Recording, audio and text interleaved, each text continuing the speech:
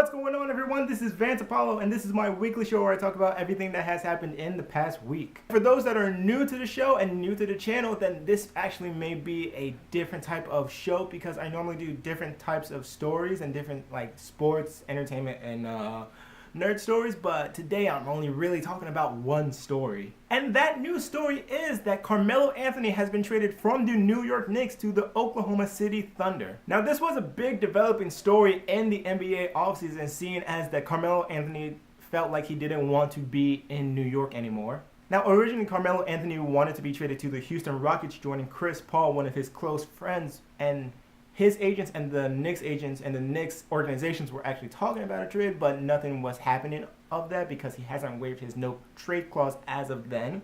Carmelo Anthony has been stated in saying that he would waive his no trade clause to trade to other teams such as the Oklahoma City Thunder or the Cleveland Cavaliers. But the important part of the trade is that Carmelo Anthony goes to the Oklahoma City Thunder and the New York Knicks receive Enes Kanter and Doug McDermott. And being the diehard Knicks fan that I was shocked.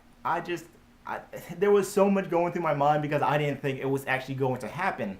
Like, I knew that Carmelo wanted to be traded, but I didn't think it was actually going to happen this season. Especially with the team like Oklahoma City Thunder. I thought if he was going to be traded, I thought he was going to be traded to somewhere like Houston or somewhere like Cleveland to be with his close friends LeBron James or Chris Paul. But now this just signifies that another losing season, before the season even starts, another losing season for the New York Knicks, which I'm just gonna have to be ready for. God.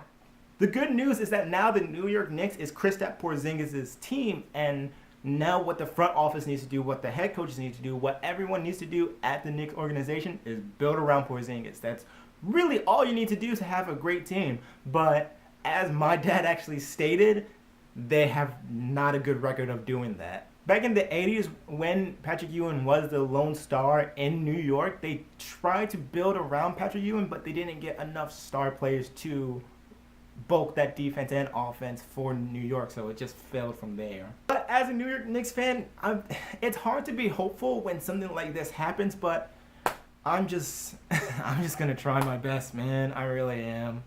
But that about wraps it up for today. But if you want to share your opinions on anything that I talked about in today's show, then do it in the comment section down below. If you want to subscribe to the channel, then click right here. If you haven't seen my last video and you want to check that out, then click right here. If you want to stay in touch, then follow me on Twitter at TheVanceWallace. Like, comment, and share, and I will see you next time.